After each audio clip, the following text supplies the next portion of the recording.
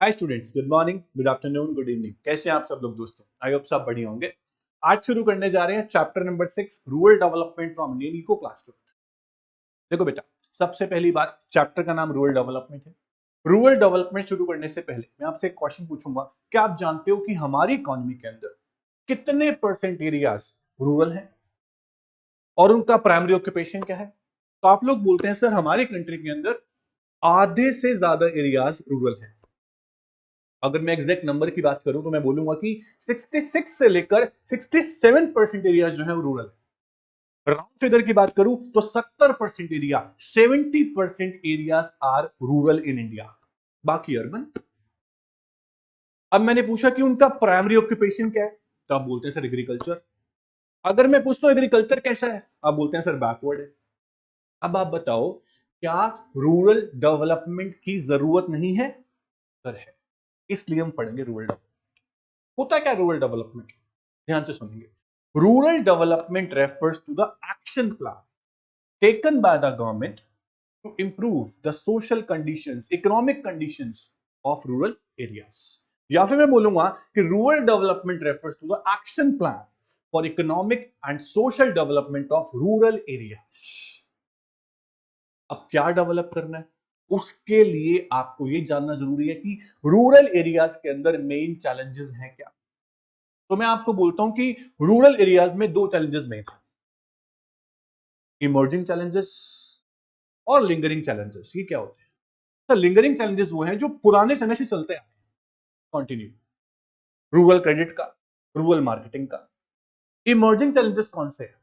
Organic farming का, या फिर एग्रीकल्चर के अलावा हम अदर एक्टिविटीज क्या करें कि हम जी लें, इनकम अर्न कर लें। एग्रीकल्चर सीजनल होता है क्योंकि। तो ये सारे चैलेंजेस पढ़ने के बाद इनके मेजर्स भी पढ़ेंगे हम, क्या मेजर्स लिए गवर्नमेंट ने। तो रूरल डेवलपमेंट एक चैप्टर, ऐसा चैप्टर है आपको नॉलेज देता है।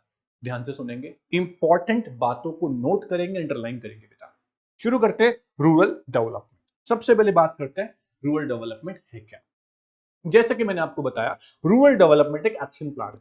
कौन लेती है? गवर्नमेंट लेती है। किस लिए? For economic and social development of कौन से एरियाज? Rural area. समझ में आ रहा है बेटा आपको? बहुत सिंपल है। चलिए, what does rural development mean? पहला क्वेश्चन आपसे ये पूछा जाता है। तो rural development refers to continuous and comprehensive social economic process attempting to improve all aspects of rural life. Rural areas की सोशल कंडीशन, इकोनॉमिक कंडीशन को सुधारने के लिए जो प्रोसेस चलता आ रहा है is called rural development. So simple. उसके अलावा आप सब लोग जानते हैं कि इंडिया में एग्रीकल्चर ऑक्यूपेशन मेन है। रूरल का नंबर बहुत ज्यादा है और वहां डेवलपमेंट नहीं है, तो जरूरत किस चीज की है बेटा? डेवलपमेंट की है। ध्यान से सुनिएगा। Rural people account for about of rural population. However, they have always lagged much behind the overall progress of the country. हमारी कंट्री के अंदर जो डेवलपमेंट हुई है, जो प्रोग्रेस हुई है, मैं बोलूंगा वो अर्बन एरिया में ज्यादा हुई है। रूरल के लोग पीछे रह गए। इसलिए आज जरूरत है किस चीज की? रूरल को डेवलप करने। ये बहुत सिंपल बात है। तो रूरल डेवलपमेंट एक एक्शन प्लान है बेटा। क्या है? एक एक्शन प्लान जिसका फोकस किस पे है? जो रूरल एरियाज के अंदर लिंगरिंग चैलेंजेस हैं, इमर्जिंग चैलेंजेस हैं, उनको देखने के लिए। अब लिंगरिंग चैलेंजेस क्या होता है, इमर्जिंग चैलेंजेस क्या होता है, उसको सुनेंगे बेटा। सबसे इंपॉर्टेंट बात तो यहां पे ये है, मैं बताता हूं आपको कि लिंगरिंग चैलेंजेस क्या है और इमर्जिंग चैलेंजेस क्या है। सबसे पहले बात करते हैं lingering challenges. Challenge of rural credit. जो चैलेंजेस पुराने समय से चलते ही आ रहे हैं। एग्रीकल्चर के लिए लोन चाहिए, मिल नहीं पाता। पुराने समय में जो फार्मर्स थे वो लोग लोन किससे लेते थे? उधार किससे लेते थे? हम बोलते हैं लैंडलॉर्ड से, विलेज ट्रेडर से, जमींदार से। उनका इंटरेस्ट कितना ज्यादा होता था आप लोग जानते हैं। इसलिए हम बोलते हैं कि वो चैलेंजेस जो पुराने समय से चलते आ रहे। रूरल क्रेडिट का, रूरल मार्केटिंग का। फार्मर ने क्रॉप ग्रो तो कर ली, अब बेचेगा कैसे? मिडल मैन है, एजेंट्स है, ट्रांसपोर्टेशन के सोर्स नहीं है, मार्केट में जा नहीं सकता। मजबूरी में डिस्ट्रेस सेल करनी पड़ती है, जो पैसे मिल जाए चलो ठीक है, लोन चुकाना है। तो रूरल क्रेडिट और रूरल मार्केटिंग का चैलेंजेस जो है ये है लिंगरिंग चैलेंज, पुराने समय से चलते आ रहे हैं कंटिन्यू। उसके अलावा इमर्जिंग चैलेंजेस क्या है? इसमें हम बात करते हैं बेटा दो बातों की। सबसे पहला, exploring option of sustainable livelihood. हमेशा हमारी इनकम बनी रहे, हमेशा हमारी लाइफ चलते रहे, उसके लिए एग्रीकल्चर से बात तो बनेगी नहीं। एग्रीकल्चर सीजनल होता है, जब एग्रीकल्चर नहीं होता तो क्या करें, ये भी एक चैलेंज है। उसके अलावा ऑर्गेनिक फार्मिंग कैसे की जाए, बहुत ज्यादा केमिकल यूज करके, बहुत ज्यादा फर्टिलाइजर पेस्टिसाइड यूज करके लैंड की फर्टिलिटी खराब रहती है, वो भी एक चैलेंज है। तो इन सारी बातों को हम डिस्कस करेंगे बेटा। सबसे पहले बात करेंगे हम लिंगरिंग चैलेंजेस की, जिसमें दो बातें आती हैं, रूरल क्रेडिट की और रूरल मार्केटिंग। उसके बाद बात करेंगे इमर्जिंग चैलेंजेस की, options of sustainable livelihood and organic farm. तो सबसे पहले चलते हैं लिंगरिंग चैलेंजेस पे। तो चैलेंज ऑफ रूरल क्रेडिट, इस चैलेंज को पढ़ने से पहले एक बात जान लो कि रूरल क्रेडिट चाहिए क्यों, होता क्या है। रूरल क्रेडिट का मतलब क्या है बेटा, जो फार्मर्स हैं उनको एग्रीकल्चर करना है। एग्रीकल्चर करने के लिए छोटे से छोटी चीज की बात करूं तो सीड्स चाहिए, फर्टिलाइजर्स चाहिए, केमिकल्स चाहिए। लेकिन उसके बाद बात करूं मैं बड़ी चीजों की, तो मशीन्स चाहिए, ट्यूबवेल्स चाहिए, मोटर चाहिए, ट्रैक्टर चाहिए। सबसे बड़ी चीज की बात करूं तो लैंड चाहिए। तो क्रेडिट फार्मर को हर स्टेप पे चाहिए होता है। अगर वो ना मिले तो फार्मर कैसे करेगा फार्मिंग। तो सारे फार्मर के पास तो पैसा नहीं है ना। इंडिया में मोस्ट ऑफ द फार्मर्स ऐसे हैं जो लैंडलेस फार्मर्स हैं, जिनके पास पैसे नहीं होते। तो उनको तो लोन चाहिए, पैसा चाहिए। ये पुरानी प्रथा चलती आ रही है कि पैसा तो चाहिए। तो पहले के जो फार्मर्स थे, जब बैंक्स नहीं होते थे, रूरल रीजनल रूरल बैंक्स नहीं होते थे, कोऑपरेटिव सोसाइटीज भी नहीं होती थी, तो फार्मर्स किससे उधार लेते थे। फार्मर्स उधार लेते थे लैंडलॉर्ड से, विलेज ट्रेडर से, जमींदार से। इनका इंटरेस्ट बहुत ज्यादा था। मैं एक नंबर की बात करता हूं कि उस समय पर 93% सोर्स ऑफ क्रेडिट ये लोग ही थे, जिन्हें बोलते हैं नॉन इंस्टीट्यूशनल। सिर्फ 7% सोर्स थे जो इंस्टीट्यूशनल थे, बैंक्स वगैरह, कोऑपरेटिव सोसाइटीज वगैरह। लेकिन आज इनका नंबर बढ़ गया, इनका नंबर बढ़ गया। इंस्टीट्यूशनल सोर्स का नंबर बढ़ चुका है, बैंक सब आ गए हैं, आरआरबी सब आ गए, नबार्ड भी अब आ चुका है। कितने समय हो गया नबार्ड को। तो ये सारी बातें हम लोग डिस्कस करते हैं रूरल क्रेडिट के। चलिए शुरू करते हैं। रूरल और agriculture credit means credit for farming. भाई गांव के अंदर लोन चाहिए तो किस लिए चाहिए, फार्मिंग के लिए चाहिए। Credit is the life line of farming activity in the rural areas. दो रीजन है। सबसे पहला, लोन चाहिए क्यों, दो दो कारण है इसके सामने। पहला, most farming families in India are small, आप सबको पता है, और बहुतों के पास तो लैंड ही नहीं है। एंड उसके अलावा बोल रहे हैं मार्जिनल होल्डर्स, लैंड या तो बहुत छोटा है या टुकड़ों में बटा हुआ है या है ही नहीं। Producing just enough for subsistence, अगर है लैंड तो इतना क्रॉप हो पाता है, इतनी फार्मिंग कर पाते हैं सिर्फ कि अपना काम चलता है, सरप्लस नहीं कर पाते, मार्केट में बेचने के लिए कुछ नहीं कर पाते। This seldom generate surplus for investment, the need for credit therefore is unavoidable. And दूसरा कारण क्या है लोन लेने का, द जेस्टेशन लैग, मतलब गैप। जब सोइंग होती है, बीज को बोया जाता है, और जब हार्वेस्टिंग कटाई होती है, तो उसके बीच में बहुत लंबा गैप होता है, पैसे नहीं होते फार्मर लोग। अपनी पर्सनल नीड्स पूरी करने के लिए, कंजम्पशन नीड्स पूरी करने के लिए, अदर चीजें पूरी करने के लिए भी फार्मर को लोन चाहिए होता है। This compound the need of credit. Credit need of the typical Indian farmer are broadly classified into three categories. Loan कितने तरह का हो सकता है फार्मर के लिए, हम बोल रहे हैं तीन तरह का हो सकता है। सबसे पहली बात कि लोन चाहिए क्यों, समझ में आ गया आपको। उससे पहली बात, रूरल क्रेडिट होता क्या, समझ में आ गया आपको। तो अब बता रहा है कि क्रेडिट तीन तरह का होता है, कौन कौन सा। तो short term credit, medium term credit और लॉन्ग टर्म क्रेडिट। तीनों को ध्यान से सुनना। क्या सुनना है इसमें आपको, कि कौन से क्रेडिट का टाइम पीरियड कितना है और क्या पर्पस है।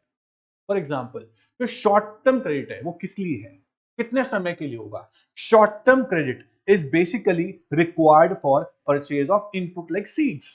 छोटा लोन छोटी चीजों के लिए, सीड्स के लिए, फर्टिलाइजर्स के लिए, पेस्टिसाइड्स के लिए, इंसेक्टिसाइड्स के लिए, बिजली के बिल भरने के लिए। Small and marginal farmer hardly save enough to fulfil the short term needs.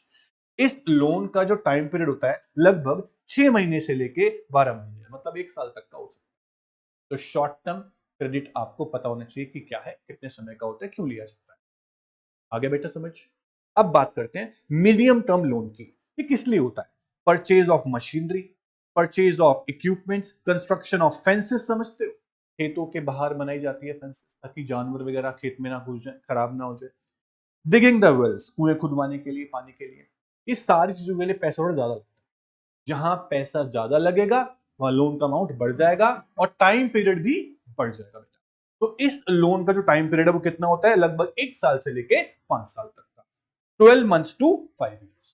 तो शॉर्ट टर्म और मीडियम टर्म दोनों में डिफरेंस है और साफ समझ में आ रहा है। अब बात करते हैं बेटा लॉन्ग टर्म क्रेडिट की। ये किस लिए चाहिए? अगर किसी फार्मर को एडिशनल लैंड परचेज करना for carrying out permanent improvement in the land, या पहले से लैंड उस पर इंप्रूवमेंट करनी, उसके लिए बड़ा लोन चाहिए, तो उसमें आपको लॉन्ग टर्म लोन की जरूरत पड़ेगी जिसका टाइम पीरियड होगा 5 साल से लेकर 20 साल तक। तो इस तरह से रूरल क्रेडिट को 3 टाइप में डिवाइड कर दिया। रूरल क्रेडिट होता क्या है समझ में आपको आ गया, क्यों चाहिए आपको समझ में आ गया, 2 रीजन बताए थे मैंने आपको। अब उसके बाद the credit requirement of the farmers may also be classified as productive and unproductive. बेटा बहुत ध्यान से सुनना, जो फार्मर लोन लेते हैं क्या वो सिर्फ फार्मिंग के लिए लेते हैं? मैंने आपको बोला थोड़ी देर पहले कि अगर मैं सोइंग और हार्वेस्टिंग के बीच के गैप की बात करूं, लगभग मान लो 6 महीने लगेंगे। आज बीज बोए हैं, फार्मिंग शुरू की है, 6 महीने बाद जाके वीट आएगी, फिर कटेगी, फिर पैसे आएंगे, तब तक 6 महीने पैसे तो है नहीं। अब फार्मर्स के को अपनी नीड्स पूरी करनी है, कंजम्पशन नीड्स पूरी करनी है, किसी की शादी है, किसी का कोई फेस्टिवल आ गया, उसके लिए पैसे चाहिए, तो वो होता है अनप्रोडक्टिव लोन। जो फार्मिंग के लिए चाहिए वो प्रोडक्टिव है, जो फार्मिंग के अलावा अपने कंजम्पशन नीड्स के लिए, सोशल नीड्स के लिए चाहिए, वो क्या है? अनप्रोडक्टिव। तो फार्मर को दोनों तरह के लोन चाहिए होते हैं, प्रोडक्टिव भी और unproductive. The productive requirement of credit relates to productivity and unproductive requirement of credit relate to consumption activity या फेस्टिवल सोशल नीड्स वगैरह। देखो फार्मर लोग जो होते हैं ना, पुराने समय के लोग, वो बहुत अच्छे से फेस्टिवल्स को मनाया करते थे। आज ऐसा नहीं होता, पैसे लगाते थे, खुशी से मनाया करते थे, मिल के मनाया करते थे। शादी होगी पैसे लगाया करते थे, बहुत सारे लगाया करते थे, आज भी लगाते हैं बट उनका तरीका अलग था। उसके लिए भी उनको लोन लेना पड़ जाता, वो होता था अनप्रोडक्टिव लोन। समझ में आ रहा है बेटा? ओनली फॉर कंजम्पशन पर। देखो आपने सब सीख लिया रूरल क्रेडिट है क्या, हम किसके अंडर पढ़ रहे हैं इस चीज को। हमने पढ़ा कि रूरल एरियाज के अंदर 2 चैलेंजेस हैं, लिंगरिंग और इमर्जिंग। लिंगरिंग चैलेंजेस में हम पढ़ रहे हैं पुराने समय से चलते आ रहे हुए चैलेंजेस, प्रॉब्लम्स। उसमें पहली प्रॉब्लम रूरल क्रेडिट की, दूसरी प्रॉब्लम है रूरल मार्केटिंग की। रूरल क्रेडिट को हम पढ़ रहे हैं, आधा हमने पढ़ लिया। क्या पढ़ लिया? रूरल क्रेडिट होता क्या, किस लिए चाहिए रूरल क्रेडिट फार्मर को, उसके 3 तरह के टाइप हमने पढ़ लिए। अब हम पढ़ रहे हैं रूरल क्रेडिट जो है उसके सोर्सेस क्या, कहां से आता था पैसा, कहां से उधार लिया जाता था उस समय और आज, दोनों बातें पढ़ेंगे। ध्यान से सुनिएगा। रूरल क्रेडिट को पढ़ने के बाद हम एक क्वेश्चन पढ़ेंगे बहुत इंपॉर्टेंट वाला, कि रूरल क्रेडिट को क्रिटिकली एग्जामिन करें। बहुत इंपॉर्टेंट क्वेश्चन है। उससे पहले आपको जानना पड़ेगा कि ये सोर्सेस, सोर्सेस का मतलब क्या है कि लोन कहां से आएगा। Sources of rural credit are broadly classified into 2 categories. सबसे पहली कैटेगरी है बेटा इंस्टीट्यूशनल, मतलब कि banks, cooperative societies, regional rural banks. उसके अलावा नॉन इंस्टीट्यूशनल, जैसे कि लैंडलॉर्ड्स, जमींदार, विलेज ट्रेडर्स, पुराने समय के लोग, बहुत पैसा होता था उनके पास, बड़े बड़े जमींदार होते थे, उनसे फार्मर लोन लिया करते थे। तो of the two non institutional sources are the conventional traditional sources, पुराने समय के sources, while the institutional sources are modern and emerging sources. Details are as under. सबसे पहले बात करेंगे नॉन इंस्टीट्यूशनल सोर्सेस की, जिसमें कौन लोग आते हैं बेटा? याद रखना आपको, लैंडलॉर्ड्स, विलेज ट्रेडर्स और money lenders are the 3 important source of non institutional credit in India. समझ में आ रहा है इतना आप लोगों को बच्चे? तो इनको बोलते हैं ट्रेडिशनल सोर्स, पुराने सोर्स, जहां से पुराने फार्मर्स लोन लिया करते थे। आज तो बैंक है तो बैंक से लोन लेते हैं। इनसे लोन क्यों लेते थे? तब बैंक्स नहीं हुआ करते थे, बैंकों पर विश्वास नहीं था फार्मर्स का, ऐसा भी हो सकता है। या फिर हम बोलते हैं कि फॉर्मेलिटीज पूरी नहीं कर पाते थे बैंक्स की। तो चलो अब बात करते हैं ट्रेडिशनल सोर्सेस की। तो most credit needs of farmers were met through these sources. Non-institutional source accounted for 93% of total borrowings of the farmers in the beginning of first 5-year plan. 1951 की बात कर रहे हैं बेटा, 1951 की बात करें तो 93% लोन, टोटल बोरोविंग्स का 93% बोरोविंग किससे किया जाता था? नॉन इंस्टीट्यूशनल सोर्सेस से, जमींदार से, लैंडलॉर्ड से, village trade, money lenders. In contrast बहुत ज्यादा होता था, इसलिए फार्मर्स परेशान होते थे, सुसाइड्स करते थे। इंस्टीट्यूशनल सोर्स में क्या था पहले ये जान लो, ध्यान से सुनेंगे। Institutional source include government, cooperative societies, commercial banks and regional rural banks. ये इंडिया में 1975 में आए थे। तो सबसे पहले बात हो रही है कोऑपरेटिव क्रेडिट सोसाइटीज की, ध्यान से सुनेंगे, इंपॉर्टेंट है। किसमें आता है ये? इंस्टीट्यूशनल सोर्स के अंदर पहला जो हमारा कंपोनेंट है वो है cooperative societies. Cooperative credit societies provide adequate loan to farmers at reasonable rate of interest. These societies also provide guidance in diverse agriculture operations with a view to raising crop productivity. Currently, cooperative societies account for 16 to 17% of rural credit flow in. अब होती क्या है? ऐसी societies जो बहुत सारे बड़े farmer ने मिलकर बनाई हुई, गवर्नमेंट का सपोर्ट यहाँ पे है, गवर्नमेंट के ऑफिशियल्स भी यहाँ पे हैं जो फार्मर्स को लोन देंगे कम रेट ऑफ इंटरेस्ट। अगर हम कंपेयर करें इसको नॉन इंस्टीट्यूशनल से तो इनका इंटरेस्ट जमीन आसमान का फर्क होगा। अब बात करते हैं स्टेट बैंक ऑफ इंडिया, सबसे पुराना बैंक जो एग्रीकल्चर के लिए लोन देता आ रहा था वो था state bank of India, setup in 1955। State bank of India, the state bank of India was set up in 1955 with a focus on rural credit. The government realized that rural credit needs could not be met by cooperative societies alone. सिर्फ cooperative societies अकेले loan पूरा नहीं कर पाएंगी, जरूरत और चीजों की है, तो गवर्नमेंट ने रियलाइज किया और बैंक को खोला। And that commercial banks should play an important role. Important है, ध्यान से पढ़ना। उसके बाद आए 1975 में regional rural banks under the RRB act 1976। RRBs and land development banks were set up to promote credit supplies, particularly in the remote rural area, जो area backward है। गांव के अंदर भी कुछ बैकवर्ड गांव होते हैं जहां बहुत जरूरत है पैसों की, उसके लिए RRBs को सेटअप किया गया, बैकवर्ड डिस्ट्रिक्ट के लिए। These banks operate at district level and under obligation to focus on credit needs of weaker section of rural population. ध्यान दीजिएगा, पर्पस बिल्कुल अलग है। इन सब को बोलते हैं हम इंस्टीट्यूशनल क्रेडिट, सॉरी सोर्सेस। अब इन सारे सोर्सेस के बाद इन सबको मैनेज करने के लिए, इन सबको रेगुलेट करने के लिए, इन सबको डेवलप करने के लिए कौन आया? एक बहुत एपेक्स बैंक आया। RRBs को, कोऑपरेटिव सोसाइटीज को, कमर्शियल बैंक जो गांव में एग्रीकल्चर के लोन देते हैं, उन सबको ऑपरेट करने के लिए, रेगुलेट करने के लिए एक बड़ा बैंक सेटअप जिसको बोला हमने NABARD, सेटअप इन 1982। तो NABARD है क्या? National bank for agriculture and rural development, NABARD is an apex institution handling policy, planning and operation in the field of rural credit only. Its main function are multi agency system. देखो बेटा, rural areas के अंदर जो banking structure है ना वो है multi agency system. कैसे? देखो, इंस्टीट्यूशनल सोर्स की हम बात करें तो हम देख रहे थे कि इंस्टीट्यूशनल सोर्स के अंदर कोऑपरेटिव क्रेडिट सोसाइटीज आती हैं, लैंड डेवलपमेंट बैंक्स आते हैं, रीजनल रूरल बैंक्स आते हैं, कमर्शियल बैंक्स आते हैं। इन सबको मिला के क्या बनेगा? ये सारी क्या है? ये सारी एजेंसीज हैं जो गांव के अंदर लोन प्रोवाइड करती हैं। किनको? फार्मर्स को, एग्रीकल्चर पर्पज से या फिर अदर एक्टिविटीज के लिए। मेन हम बात करते हैं एग्रीकल्चर पर्पज से, तो commercial banks, land development banks, RRBs, उसके अलावा कोऑपरेटिव क्रेडिट सोसाइटीज, इन सबको मिला के क्या बनते हैं? Multi agency system. अब नाबार्ड का काम क्या है? नाबार्ड का काम है कि जितने भी एजेंसी हैं, चाहे वो लैंड डेवलपमेंट बैंक्स हो, चाहे वो RRBs हो, चाहे वो कमर्शियल बैंक हो जो एग्रीकल्चर पर्पस से लोन दे रहे हैं, जैसे कि एसबीआई, इन सब को फाइनेंस प्रोवाइड करता है। सिर्फ फाइनेंस नहीं, इन सबको वो सारे सपोर्ट देता है जो उनको चाहिए कि वो अपने सर्विसेज रूरल एरियाज के अंदर फार्मर्स को दे सके।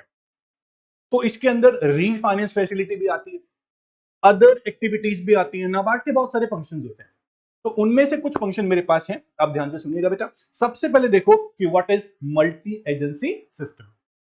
Institutional structure of rural banking consist of, सबसे पहले आते हैं commercial banks, RRBs, cooperative credit societies and land development banks. इन सबको मिला के बनता है मल्टी एजेंसी सिस्टम। इतना समझ में आपको आ गया होगा। अब नाबार्ड का काम क्या है?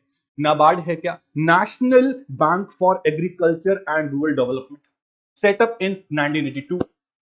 इसका काम क्या आपने पढ़ लिया। NABARD is an apex institution handling policy, planning, operations in the field of rural credit and related activities. अब इसके फंक्शन की बात करते हैं।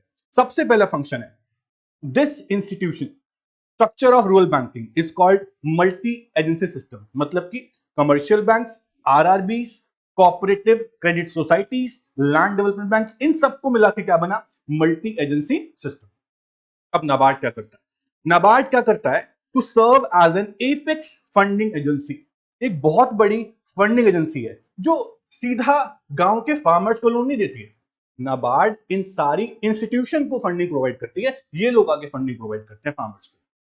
जैसे आपने पढ़ा था इकोनॉमिक्स के अंदर कि मैक्रो के अंदर बैंकिंग चैप्टर में कि जो आरबीआई होता है वो सीधा इंडिविजुअल से, पब्लिक से डील नहीं करता, कमर्शियल बैंक से डील करता है। कमर्शियल बैंक आगे पब्लिक को डीलिंग करते हैं। ऐसे ही नाबार्ड इंडिविजुअल से डीलिंग नहीं करता है, नाबार्ड इन सारी इंस्टीट्यूशन से डीलिंग करता है और ये सारी एजेंसीज आगे फार्मर से डील करती हैं। तो नाबार्ड क्या करता है बेटा? It serve as an apex funding agency और the institutions providing credit in rural areas. जितने भी एजेंसीज गांव के अंदर फंडिंग प्रोवाइड करती हैं फार्मर्स को, उनसे डील करता है। समझ में? तो कमर्शियल बैंक्स हो गया, लैंड डेवलपमेंट बैंक्स हो गया, आरआरबीज हो गया, सोसाइटीज हो गई, इन सब के लिए नाबार्ड बना है, इनकी हेल्प करने के लिए बना। To take appropriate measures to improve the credit delivery system. देखो बेटा, सिंपल सी बात बताता हूं मैं आपको। यहां पे एक बात लिखी है कि take appropriate measures to improve the credit delivery system. अब ये होता क्या है? देखो, जितने भी लैंड डेवलपमेंट बैंक्स हैं, आरआरबीज हैं, कमर्शियल बैंक है, सोसाइटीज है, इन सब का काम होता है कि फार्मर्स को जब लोन चाहिए हो तब मिल जाए।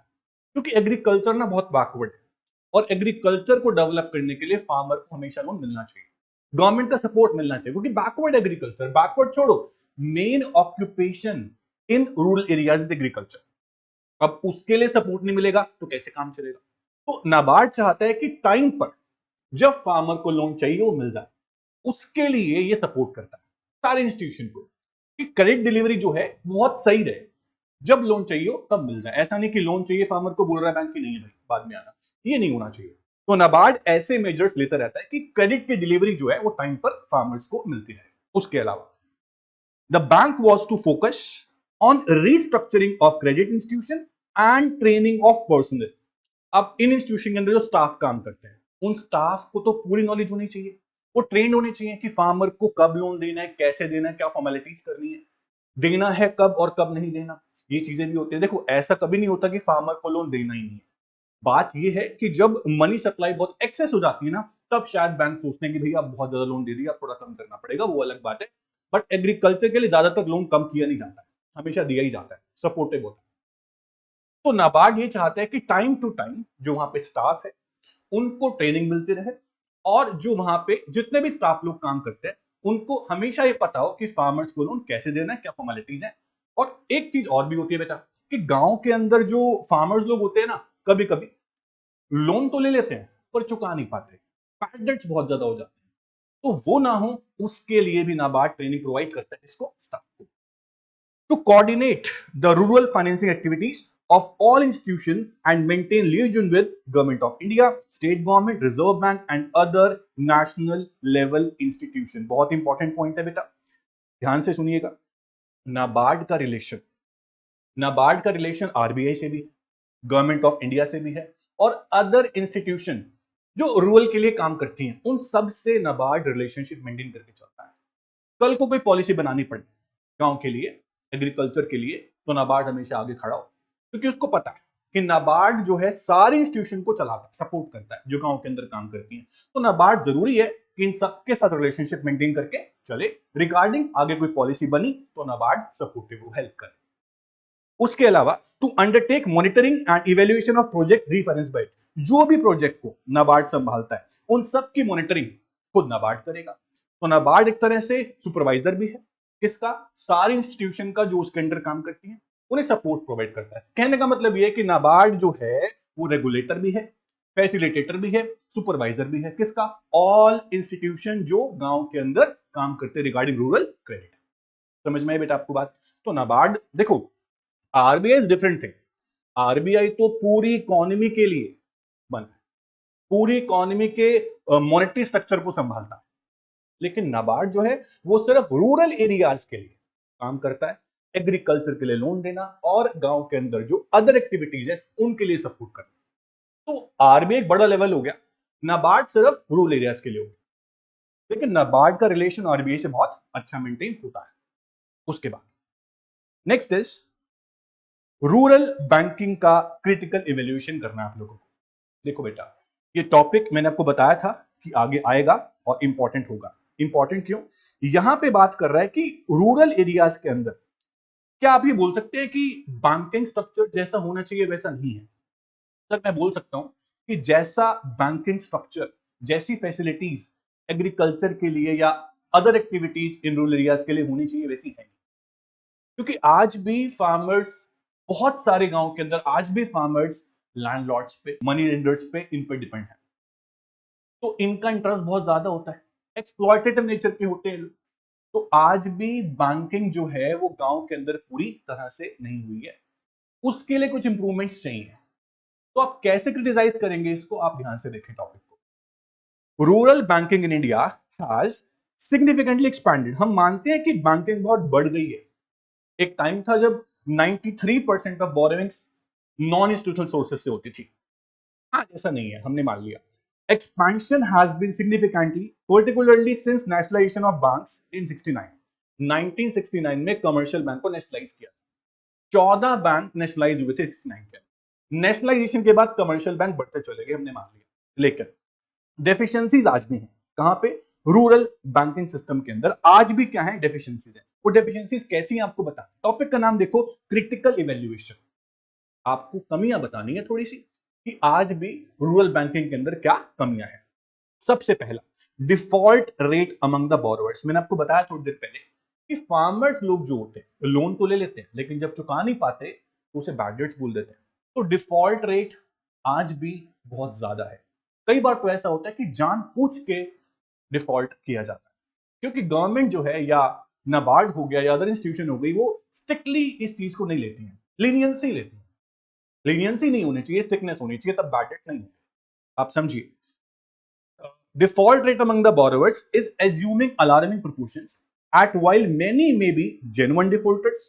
Investigation suggests that nearly 50% are willful defaulters. 50% तक या 50% से भी ज्यादा लोग जानबूझ के डिफॉल्ट करते हैं। डिफॉल्ट समझते हो क्या? कि लोन ले लिया, वापस नहीं देना। तो इससे क्या होगा? इससे बैंकिंग स्ट्रक्चर स्ट्रांग नहीं होगा, उनका पैसा डूबता चला जाएगा। वो कैसे आगे सपोर्ट करेंगे फार्मर्स को? तो उनसे पैसे लिए तो देने भी पड़ेंगे। This certainly is an alarming development and may shake the very foundation of the rural banking system. सबसे ज्यादा लिमिटेशन बड़ी यही है। उसके बाद बैंकिंग क्रेडिट और institutional credit has invariably been tied to collateral, because of which a large section of small farmers या small and marginal holders are often left out. देखो बेटा, जब किसी फार्मर कोई बड़ा लोन चाहिए होता है, आपने पढ़ा था short term loans, medium term loan, long term loan. जब किसी फार्मर को लॉन्ग टर्म लोन चाहिए होता है, बड़ा लोन चाहिए होता है, जिसकी हमने टाइम पीरियड पढ़ी थी 5 साल से लेकर 20 साल तक का हो सकता है, उसके लिए कोलेट्रल रखवाया जाता है, कुछ गिरवी रखवाया जाता है, चाहे वो प्रॉपर्टी हो चाहे वो कुछ हो। अब सारे फार्मर्स के पास तो इतनी प्रॉपर्टी नहीं होती कि वो कोलेट्रल रखवा दे। तो जिन फार्मर्स के पास, जो स्मॉल मार्जिनल होल्डर्स है, उनके पास तो कुछ रखवाने के लिए है नहीं। तो इस चक्कर में कुछ फार्मर्स लोन लेने से रह जाते हैं, उनको लोन नहीं मिल पाता। ये भी एक डेफिशिएंसी, ठीक है। उसके बाद owing to political populism, The government has often shown laxity, lack of strictness in the recovery of loans. As a result, default rate has tended to swell over time. जानबूझ के डिफॉल्ट होता है। Reason क्या है, सुनना ध्यान से। Political populism, ये क्या होता है? जब कुछ सरकार ऐसी होती है, भाई देखो, जिन सरकार को, जिन लोगों को अपनी कोई गांव के अंदर सरकार बनानी है, तो वो क्या करते हैं भाई, जो फार्मर बोलते हैं उनकी मांगे पूरी करते हैं। मांगे पूरी करने के चक्कर में क्या होता है, अब मान लो किसी पर्टिकुलर गांव के अंदर किसी को अपनी सरकार बनानी है, ठीक है, तो वहां पे जैसा फार्मर बोलेंगे वैसा करना पड़ेगा, क्योंकि वोट चाहिए। तो इस चक्कर में क्या है कि स्टिकनेस नहीं होती है, लीनियंसी होती है, लैक्सिटी होती है। उस चक्कर में फार्मर लोग क्या सोचते हैं, भैया इनको तो हमारा सपोर्ट चाहिए, हम लोन नहीं भी देंगे तो चलेगा। तो डिफॉल्ट रेट जो होता है वो विलफुल हो जाता है, जानबूझ के डिफॉल्ट करते हैं, लैक ऑफ स्टिकनेस। तो स्टिकनेस हमेशा बनी रहेगी तो ही डिफॉल्ट नहीं होगा, ध्यान रखिए। डिफॉल्ट रेट बढ़ता जाएगा अगर गवर्नमेंट स्टिकनेस नहीं होगी तो लैक ऑफ स्टिकनेस की वजह से डिफॉल्ट रेट बहुत बढ़ जाता है। इससे बैंकिंग सिस्टम हिल जाता है पूरा, वो गलत बात है, लिमिटेशन है। इस वजह से बैंकिंग डेवलप नहीं हो पा रहा है गांव के अंदर, नहीं बोल सकते। समझ में आ रहा है बेटा आप लोगों को?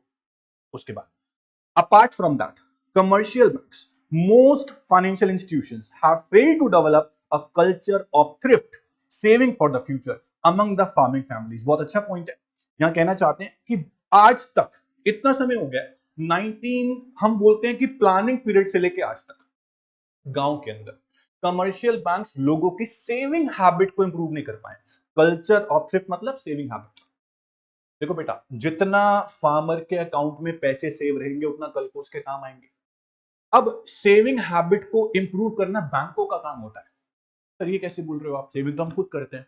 बेटा, बैंक अगर आपको अट्रैक्टिव स्कीम्स कुछ देंगे कि हमारे अकाउंट, हमारे बैंक के अंदर सेव करो, आपको इतना इंटरेस्ट देंगे, लोग सेव भी करेंगे। गांव के अंदर क्या होता है, एक तो हैबिट नहीं होती सेव करने की, बैंकों के ऊपर विश्वास नहीं होता गांव के लोगों को, ये रीजन ये भी सेव नहीं कर पाते। ऊपर से कमर्शियल बैंक अच्छी स्कीम्स नहीं देते। तो गांव के अंदर आज भी कमर्शियल बैंक गांव के लोगों की सेविंग हैबिट को इंप्रूव नहीं कर पाए। अगर सेविंग हैबिट्स इंप्रूव हो गई, वो लोग सेव करेंगे तो लोन की जरूरत नहीं पड़ेगी, ऐसा कहना चाह रहे। तो सेविंग हैबिट्स को इंप्रूव करने की जरूरत है, जो कि इंप्रूव नहीं हो पाई है, इसलिए लोन बहुत लेते हैं farmers. Social banking in rural areas has taken a hit in the wake of economic reform 1991. Impact of debt on the farmers is generally becoming so huge that suicidal deaths are rising from scores to centuries, particularly in the states of Andhra Pradesh and Maharashtra. देखो बेटा, यहां कहना चाह रहे हैं कि 1991 में जब इकोनॉमिक रिफॉर्म्स आए तो बैंकिंग स्ट्रक्चर को थोड़ा मॉडर्नाइज किया गया, इंटरेस्ट रेट को बहुत कम कर दिया गया, मार्केट डिमांड मार्केट सप्लाई के बेस पे इंटरेस्ट रेट सेट होते थे। इंटरेस्ट रेट लोअर हो गए, इंटरेस्ट रेट लोअर हो गए तो फार्मर ने लोन लेना ज्यादा शुरू किया। इतना लोन ले लिया कि फार्मर्स डेट ट्रैप में फंस गए। देखो, इंटरेस्ट रेट कम होंगे, हम लोन लेंगे, तो लोन फार्मर ने बहुत ज्यादा लिया, इतना लोन हो गया कि वो चुका ही नहीं पाए।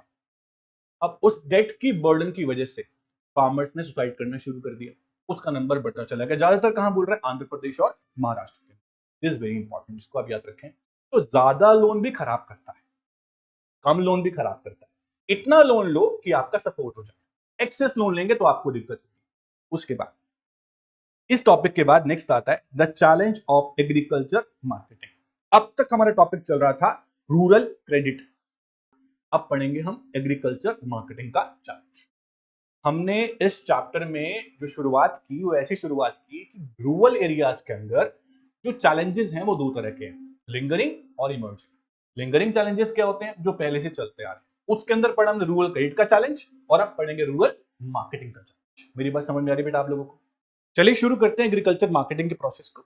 एग्रीकल्चर मार्केटिंग में क्या चैलेंजेस थे समझते हैं। देखो बेटा, सबसे पहली बात, एग्रीकल्चर मार्केटिंग होता क्या है? अब दिमाग से सोचिए, एग्रीकल्चर मार्केटिंग का मतलब क्या होना चाहिए? जब फार्मर क्रॉप कर लेता है, उसकी हार्वेस्टिंग हो जाती है क्रॉप की, हार्वेस्टिंग करने के बाद सीधा क्या सेल कर देगा? नहीं, हार्वेस्टिंग करने के बाद, देखो आज की बात नहीं हो रही, बात हो रही है पुराने टाइम की। हम बात कर रहे हैं प्लानिंग पीरियड की, प्लानिंग पीरियड के थोड़े से बात की। उस टाइम पर दिक्कतें क्या थी, या आज भी ऐसी दिक्कतें होती हैं कुछ बैकवर्ड एरियाज के अंदर, कि हार्वेस्टिंग करने के बाद सबसे पहले आपको क्रॉप की गैदरिंग करनी है, असेंबल करना है उसको, उसके बाद उसकी प्रोसेसिंग करनी है, स्ट्रॉ और ग्रेन्स को अलग करना है, उसके बाद उसकी ग्रेडिंग करनी है, फिर पैकेजिंग करनी है, फिर जाके प्रोडक्ट को मार्केट में सेल करना है। ये सारा process include in agriculture marketing. अब इस सारे प्रोसेस के अंदर कहां दिक्कत आती थी फार्मर्स को, सुनना ध्यान से। सबसे पहली बात, हार्वेस्टिंग के बाद असेंबलिंग होगी। असेंबलिंग करने के बाद उसकी प्रोसेसिंग होगी, स्ट्रॉ ग्रेन से अलग किया जाएगा। अब स्ट्रॉ ग्रेन्स को अलग करने के लिए कुछ मशीन चाहिए होती है, मशीन नहीं होती थी, आज तो मशीन आ गई है। दूसरी बात, जब ग्रेडिंग करने का टाइम आएगा तो ग्रेडिंग करनी है, पैकेजिंग भी करनी है, स्टोरिंग भी करनी है। स्टोरिंग की प्रॉब्लम सबसे बड़ी प्रॉब्लम थी। फार्मर्स के पास वेयर हाउसेस नहीं होते थे, खुले में स्टोर करना पड़ता था। उससे फिर डर है, रिस्क है, किस चीज का, चोरी का, एनिमल्स रैट सब खा जाएंगे उसको, ये भी दिक्कत होती थी। तो बहुत सारी प्रॉब्लम थी एग्रीकल्चर स्टोरिंग के अंदर। उसके अलावा जब प्रोडक्ट को बेचने के लिए मार्केट में लेके जाने, ट्रांसपोर्टेशन चाहिए, ट्रांसपोर्टेशन में भी दिक्कत थी, नहीं होता था ट्रांसपोर्टेशन। उसके अलावा बेटा मार्केट में प्राइस क्या चल रहा है वो फार्मर्स को नहीं पता था, इंफॉर्मेशन नहीं होती थी फार्मर्स को। और पहली बात, फार्मर्स ने बड़े बड़े लैंडलॉर्ड से, जमींदार से, मनी लेंडर से लोन लिया होता था, उनको ही लोन चुकाना है। तो फार्मर्स क्या करते थे, मजबूरी में उन्हीं को सेल कर देते थे। क्यों? क्योंकि मार्केट तक लेके जाएंगे, उन्हें प्राइस पता नहीं है, मार्केट तक ले जाने के लिए उनके पास ट्रांसपोर्टेशन भी नहीं है, उनके पास बार्गेनिंग पावर भी नहीं है। तो जिनसे लोन लिया है उन्हीं को बेच देते थे कम रेट पे, चाहे प्रोडक्ट ए ग्रेड हो, चाहे बी ग्रेड हो, चाहे सी, सबके पैसे बराबर मिलेंगे। ये डिस्ट्रेस सेल कहलाते थे, मजबूरी में सेल करना। मजबूरी में फार्मर सेल क्यों कर रहा है? क्योंकि उसने लोन लिया है, कर्ज में। अब लोन चुकाने की बजाय वो क्या करता था, जो क्रॉप उगाई है उन्हीं को दे देता था, भैया आप ले लो, जो पैसे काटने हैं काट लो लोन में से, जो हमने लोन लिया। तो डिस्ट्रेस सेल की प्रॉब्लम भी बहुत बड़ी थी। अब सोचो, अगर फार्मर्स के पास इंफॉर्मेशन आ जाए कि मार्केट में प्राइस क्या चल रहा है, उसके बाद ट्रांसपोर्टेशन के सोर्स मिल जाए सब्सिडाइज रेट पे वो भी, उसके अलावा फार्मर्स के ग्रुप बन जाए, कोई मार्केटिंग सोसाइटी बन जाए, ग्रुप बन जाए फार्मर्स का, यूनिटी बन जाए, बार्गेनिंग पावर इंप्रूव हो जाए, तो कितना फायदा होगा। फार्मर्स को वेयर हाउसेस मिल जाए कम प्राइस पे, कितना फायदा होगा फार्मर्स को। ये सारे मेजर्स गवर्नमेंट ने लिए। इस टॉपिक में सबसे पहले हम ये पढ़ेंगे एग्रीकल्चर मार्केटिंग होता क्या है, उसके चैलेंजेस क्या थे और आज भी हैं, और गवर्नमेंट ने क्या मेजर्स लिए हैं एग्रीकल्चर मार्केटिंग के चैलेंज को दूर करने के लिए। मेरी बात समझ रहे हो? रूरल क्रेडिट का चैलेंज ये था, फार्मर्स के पास लोन नहीं था, लोन लेने के सोर्स नहीं थे, नॉन इंस्टीट्यूशनल से सोर्स से लोन लेते थे फार्मर्स, ज्यादा रेट ऑफ इंटरेस्ट पे, एक्सप्लॉयटेशन बहुत ज्यादा होता था। उसके बाद बैंक्स आए, इंस्टीट्यूशनल सोर्सेज आए, फार्मर्स को लोन मिलने लगा कम इंटरेस्ट पे। चैलेंजेस अभी भी थे।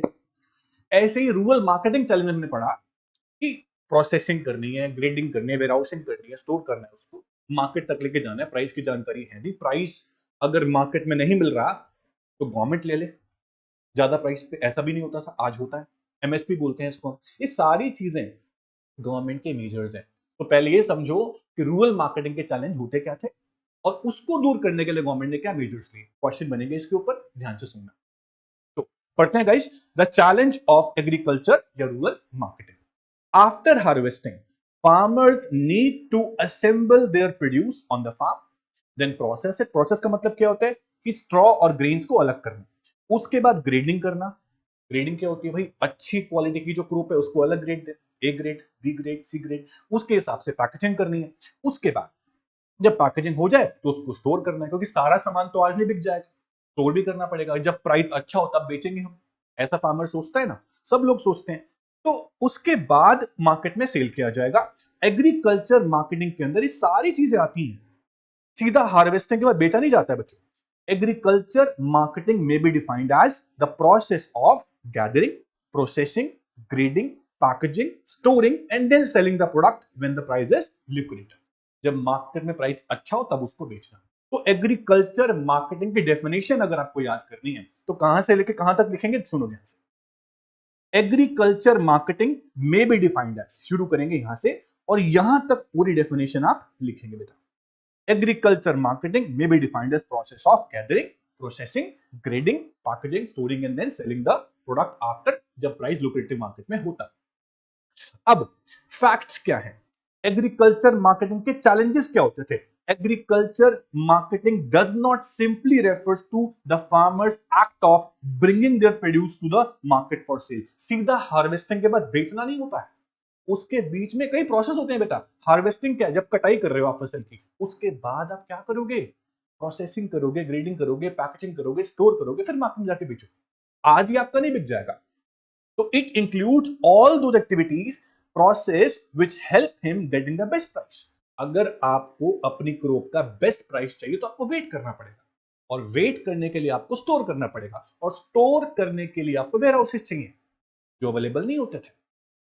Among others, these processes include grading, packaging, storage.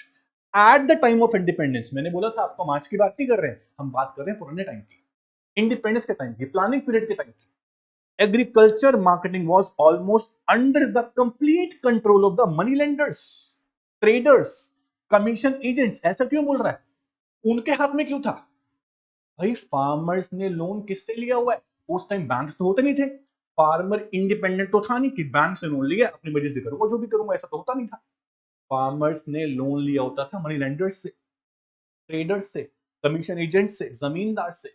उनके हाथ में थी पूरी मार्केट, जैसा वो चाहेंगे वैसा होगा। दिन दहाड़े चोरी करते थे। इवन जब वेटिंग होती थी ना, वेट वेट समझते हो? तोलना होता था, क्रोप को तोलना है, उसमें भी घपला।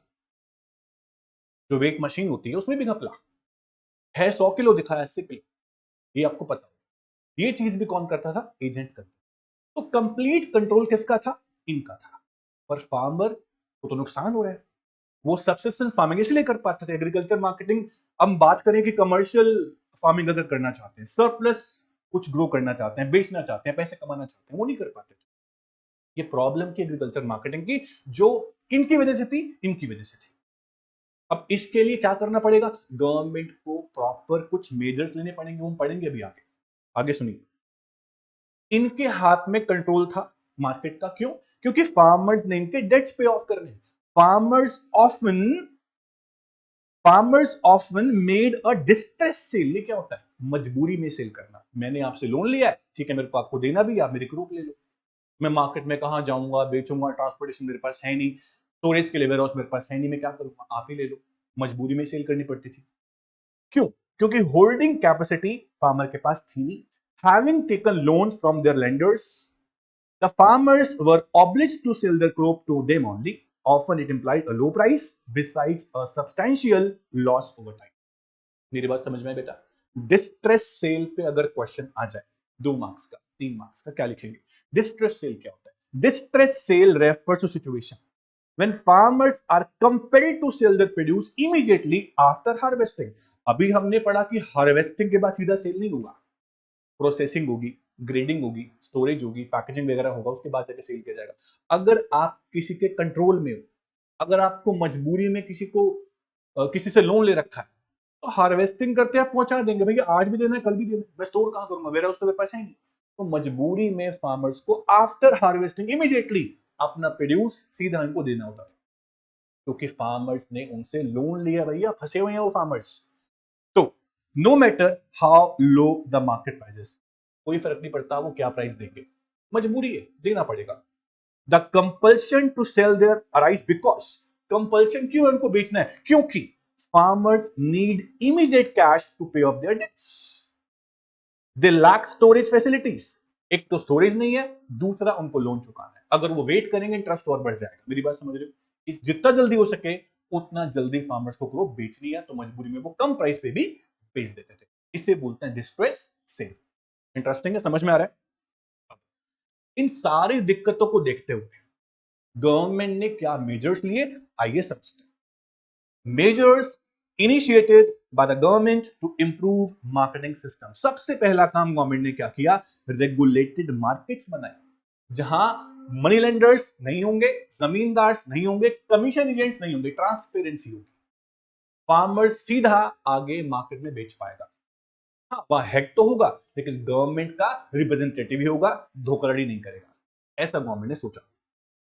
रेगुलेटेड मार्केट बनाई गई, जहां सेल और परचेज जो होगा monitored by the market committee including representative of the governments, farmers and the traders. Market system is made transparent with strict vigil on the use of proper scale and weights. जो weighting होगी, तोलना होगा, सबके सामने होगा, वहां धोखाधड़ी नहीं होगी। The marketing committees ensure that the farmers get appropriate price for the produce. जो प्राइस मार्केट में चल रहा है उस प्राइस पे ही फार्मर को मिलेगा। ऐसा नहीं है मजबूरी में सेल कर रहे हैं लो प्राइस मिल रहा है, ऐसा नहीं। इससे फार्मर्स को फायदा जरूर होगा। अब आप सोच रहे होंगे सर अभी भी फार्मर के पास वेयर हाउसेस नहीं है, स्टोरेज फैसिलिटी नहीं है, तो कैसे चलेगा? गवर्नमेंट ने फार्मर्स को स्टोरेज वेयर हाउसेस भी दिए। आगे सुनिए, cooperative agriculture marketing society, government ने प्रॉपर मार्केटिंग सोसाइटी बनी। The government is encouraging the formation of cooperative agriculture marketing societies. As member of these societies खुद फार्मर्स होंगे, find themselves better bargainers in the market. जब सारे farmer इकट्ठे होके एक group बना लेंगे, कमेटी बना लेंगे, जब वो मार्केट में जाएंगे तो इकट्ठे होके जाएंगे, बार्गेनिंग पावर बढ़ जाएगी, बोलियां लगेंगी तो अपने आप मार्केट पावर बढ़ जाएगी। Getting better price for the produce through collective sale. अब सिंगल फार्मर जा रहा है, किसी एजेंट के पास जा रहा है, वो जो प्राइस बोलेगा उसको देना पड़ेगा, फार्मर को लेना पड़ेगा लो प्राइस पर। ऐसा अब नहीं है, अब कमेटी बन गई है, ग्रुप बन गया, फार्मर्स के खुद के ग्रुप बन गए, मार्केट में जाएंगे, जो प्राइस चल रहा होगा उन्हें मिलेगा, बार्गेनिंग पावर स्ट्रांग होगी। उनको मीडिया के थ्रू प्राइस की इंफॉर्मेशन भी मिलेगी। वो कैसे, आइए देखिए। एक पॉइंट है, dissemination of information, electronic media and print media के थ्रू अब फार्मर्स को जानकारी मिलेगी कि मार्केट में प्राइस क्या चल रहा है, इससे फार्मर्स को फायदा मिलेगा। उसके अलावा गवर्नमेंट ने ट्रांसपोर्टेशन दिया फार्मर को, वो भी सब्सिडाइज रेट पे। Railways are offering subsidized transport facility to the farmers to bring their produce to urban markets where often they get better deal. आज भी ये चलता है, अगर फार्मर्स को अपने प्रोड्यूस लेके जाने रेलवे के अंदर तो सब्सिडी मिलती है बेटा। उसके अलावा गवर्नमेंट ने फार्मर को वेयर हाउसिंग फैसिलिटी भी प्रोवाइड करी, वो भी कम पैसों में, with a view to avoiding distress sale. Distress sale, मजबूरी में फार्मर को सेल ना करना पड़े, अब गवर्नमेंट फार्मर को क्या दे रही है, वेयर हाउसेस दे रही है, ताकि वो स्टोर कर सके और तब बेचे जब मार्केट में प्राइस अच्छा हो। मेरी बात समझ पा रहे हो बेटा? उसके अलावा गवर्नमेंट ने कोऑपरेटिव मार्केटिंग के लिए भी कुछ किया। कोऑपरेटिव मार्केटिंग क्या होता है आपको पता है, जब बहुत सारे ग्रुप बन जाते हैं फार्मर्स के, बार्गेनिंग पावर उनकी बढ़ जाती है, कलेक्टिव सेल करते हैं, अर्बन एरिया में जाके सेल करेंगे, बेटर प्राइस मिलेगा। तो एक अच्छा मेजर है ये, किस लिए, मार्केटिंग सिस्टम को डेवलप करने के लिए एग्जांपल दे रहा है। सिर्फ एग्रीकल्चर नहीं बल्कि अदर एक्टिविटीज देन एग्रीकल्चर, जैसे कि डेयरी प्रोडक्ट्स। बहुत सारे मिल्कमैन जो होते हैं गांव के अंदर, डेयरी वाले जो होते हैं, उनको इकट्ठा कर लिया जाए, ग्रुप बना लिया जाए, तो ग्रुप में जब वो अपने मिल्क को बेचेंगे, डेयरी प्रोडक्ट को बेचेंगे, तो भी उनको बेटर प्राइस मिलेगा। ऐसा भी कर सकते हैं। देखो एग्जांपल दे रहा है, गुजरात के अंदर मिल्क कोऑपरेटिव बनाया गया, एग्जांपल है कोऑपरेटिव मार्केटिंग का। These cooperative have not only changed the social and economic fabric of the economy of Gujarat, but also have played a key role in bringing about white revolution in the country. उसके बाद MSP policy की बात करते हैं। ये क्या होता है?